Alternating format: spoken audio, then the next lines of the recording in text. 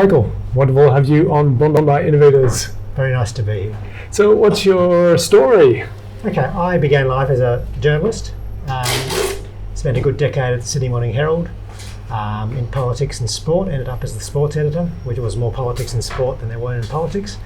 Moved across with a bunch of us then to Kerry Packer's magazine stable ACP, which was a different culture, different experience, but it was like doing an MBA in business and media, really. It was a phenomenal business machine, which I wasn't thinking of startup in those days, but I'm very glad I did that. Fairfax gives you phenomenal editorial from the heart, independence, quality. ACP gave business savvy, numbers, discipline. And then, of course, the GFC happened and Kerry Packer died and James Packer sold and private equity took over. And that was not a time for... I was a publisher at ACP with about 20 magazines to look after, and that was ugly. Some very good people, but the business fell off a cliff. Between the internet and the GFC, it was just a brutal case of brutally closing magazines, and that was not what I signed up for. So I famously put myself in one of the restructures and said, you don't need a publisher anymore for these 20 magazines, you just need a bean counter to massage the decline, which was sad but true. So I escaped. Great 7 years there, fantastic, and a lot of good people, a lot of good skills. But then it was time to do my own thing, having had the security of a big media corporation for the previous 20 years. And video was the space I wanted to get into, and a mutual contact of ours reunited me with Ross Greenwood from Channel 9, who was looking at doing a separate video play. So we got together. He wrote a cheque and I put my sweat in, and we started up what at first was a content play. And in 2013, content wasn't easy because no one was paying for it at all. We had content on Qantas flights, short form video content. It was going very well, but we were not able to make any money, and that's the first brutal lesson of startup world. How are you paying your bills? Best idea, best quality content. As a journalist, I love the content, we love the content, the consumers love the content. There was no model at that stage for funding it. So at the same time, a few of our old media contacts started saying, could you just edit something for us, because our in-house teams are too busy and we need it up tomorrow. So we quickly edited some video for them to help pay the rent, and then I thought, we could possibly scale this. So with the rise of companies and organisations producing their own content, we thought, let's do an editing service. So we brainstormed it, and Ross said, well, I don't understand it, that sounds good, but you better speak to I said, we've got to find a developer, Ross. We're journalists, we can't do this. So on his radio show at the time, he'd had a young kid who had built Stays, the holiday accommodation site. And he had sold it famously as a 23-year-old to Fairfax and pocketed many millions of dollars. And Ross said, I don't understand half of what he said. I've had him on the radio show, speak to him. So I just Skyped him in San Francisco, where he was doing another startup with his brothers, Chris Sharkey.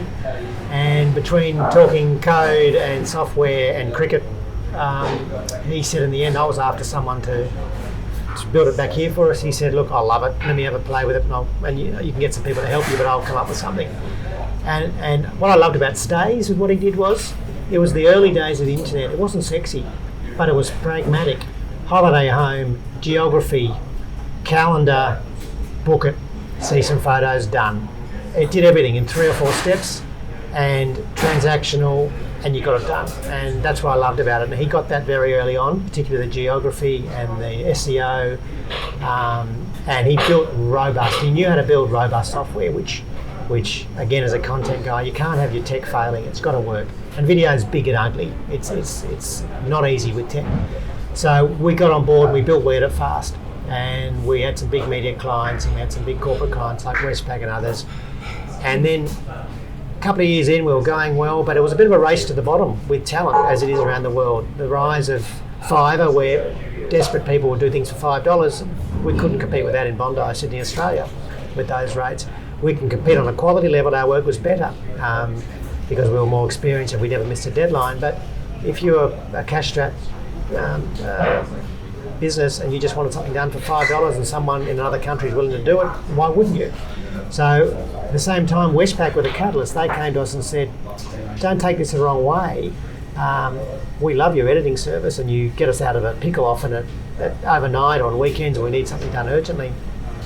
But we've got a half dozen people in our internal creative services team that do most of our work. You're an overflow service for us, but we really need your platform because we've got links being lost in Hightail and WeTransfer and Dropbox, people emailing us stuff. It's a nightmare. We can't find any files for the last 6 months. We like the way you project manage video on your platform. So it was another Skype conversation with Chris, and I said, Chris, I think white label might be the play here because it was the rise of SaaS. He said, it is, that's it. So based on everything we'd learned from Where to Fast, being a core client of the software, we built out the white label version and then rolled it out. And at the time, the banks were getting belted, as they should have been for everything that was going on. But I've got to say, the Westpac Creative Services team were phenomenally supportive of a pissant little startup. They knew what we were doing, they love what we were doing, but they could have gone out and got an off-the-shelf solution and paid a lot of money and got consultants. They backed a startup and said, we like what you're doing as long as you can handle our demands, and their demands are considerable. But they were fantastic. They were supportive, they gave phenomenal private beta feedback, and they were the target client. We knew if we could handle the size of that organisation and the demands, they produce a couple hundred videos a month, and mostly for internal use, because internal video is a rising beast. Then you move into COVID, and the staggering thing about COVID is that already with YouTube, quality of video's been declining. There's vertical video showing up, there's self-shot stuff. The audience doesn't really care, which for a journalist is disappointing. But the reality of the same in journalism, sub-editors have almost disappeared, photographers have almost disappeared. It's heart-wrenching because of the quality of the work they do. A lot of the audience either doesn't realise or doesn't really care about the difference in quality, which I'm hoping will turn around for those organisations. But COVID saw the rise, saw ministers of the Crown and CEOs appearing on ABC News down a crappy Skype line, looking down at their laptops with earphones on, with terrible lighting, terrible backgrounds, terrible everything. It never would have made broadcast television. Suddenly, it's making broadcast television. And guess what? The audience do not care. As long as they can hear it, it's about the message, it's about the authenticity, it's about what they're saying. So that dovetailed into features we'd been building in beta around self-recording on our software platform called Studio Bucket. So we've madly been paddling like the duck to get that up to speed because the demand is there, and we had another corporate client who was interested in testing us out before Christmas, and then they said, we're very busy at the moment, we'll come back to you March, April. And just after COVID hit, I got a phone call on my mobile, which I assumed was spam, and it was corporate affairs from that corporation. Oh, you mentioned that you were going to be able to do self-record. Can you do that? I said, yes, we've just got it in private beta. Can we book our CEO in for tomorrow at midday? Now, if you know corporate lead times, big enterprise lead times, nothing happens like that. They test you out. I said, would you like to test out the product first? Well, yes, it works, doesn't it? I said, yes, it does, but I'll be more comfortable if you tested it. Oh, okay, we'll do a quick test, but otherwise midday tomorrow, fine. So the CEO recorded a company-wide, they're in Australia and overseas, a company-wide announcement, went for about 7 minutes. And in it he says, and here I am, we've got to adapt to change, and here I am recording from my lounge room. And he was there with his laptop recording straight to Studio Bucket. Corporate comms reviewed it, gave us the edits they wanted to it, we put their branding on, it was done that afternoon, put out to the entire company. So the opportunities are staggering, and there we were as a startup pivoting pre-COVID and then pivoting into COVID, and that's where the journey's got us now. Fantastic. So what are your top priorities right now? Scale. So we're conservative, we're not 20-somethings, we're middle-aged somethings, so we don't want to lose our money or anyone else's money. We're comfortable now that our model works and it's good, it's robust. So now it is about getting the message out, which again, for an ex-journalist, marketing and sales, I'm horrendous. Absolutely horrendous. So we'll find people who can help us and we'll do our best, but we know we've got a great product and that's where we've started from. Fantastic. So why do you choose Bondi? I chose Bondi initially because of love, not of Bondi but because of a partner. Not the only one there. 20 years old, so 3 decades ago. And I met a girl who had lived in about 19 different places in Bondi as a child of a single parent around Bondi in that era. And I came across, and there were a lot of buildings, a lot of people, but it hooks you. and once it hooks you, it's a phenomenal place, especially Monday to Friday. And I couldn't think of a better place to if you had to be locked down, obviously it'd be locked down, but also for startups. If you get the technology right, which for a long time without NBN it was appalling, but with NBN's here now, things like Go Work at Bondi are long overdue. If we can get all that happening, it's a stagnant place to live and work. So I'm glad, wonderful you're doing this scalable startup out of Bondi. It's we need a lot more of that. So what do you think the potential for Bondi is in terms of innovation and startups and entrepreneurship? And how do we make it happen? I think it's got a natural initial advantage because of the type of personalities that are attracted to Bondi. So there's a lot of creative people here, and it's about how do you harness that creativity and that talent. And what we find, even with our creatives, we've got a very soft spot to creatives because that's our history, is the stereotype I'd say is that creatives are fantastic at creativity and they're shit house at money and finances. And so you've got to look after them. Because there's been a race to the bottom with talent, often good creatives are getting abused because of that. So you've got to nurture and look after creatives. But at the same time, we get phenomenal loyalty and dedication from good creatives if you look after them.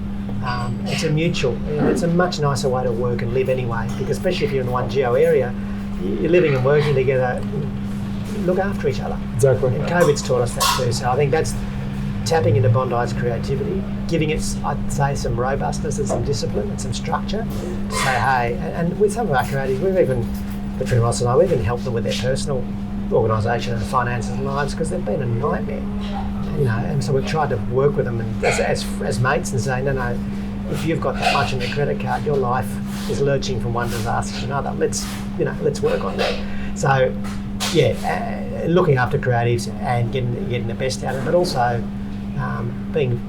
giving them license to be flexible, which is what they naturally want to do. Don't make them work 9 to 5 and come into the city and sit on a bus and sit on a train and sit in a cubicle and attend corporate meetings. You've just lost 2/3 of the best creatives. I think that's a lot of the case for work out of Bondi. Yeah. So studiobucket.com is the... Studiobucket.com. So we are a video project management platform. Self-recording is the big rise, and so we're bringing in a teleprompter in a few weeks, so you can literally create a project link, send it to any of your people, get them to record a message, get 50 people around the world to record content, gets captured by the platform. You can then get someone to edit it, either we edit fast or your own creatives, any creative anywhere in the planet, and you can project manage the whole business on Studio Bucket, publish it from there, and then you store it all, including all the assets, so you never lose them anymore. Awesome. Fantastic story. Thanks so much for being on the program, Thanks, Michael. Ross. Cheers. Take care.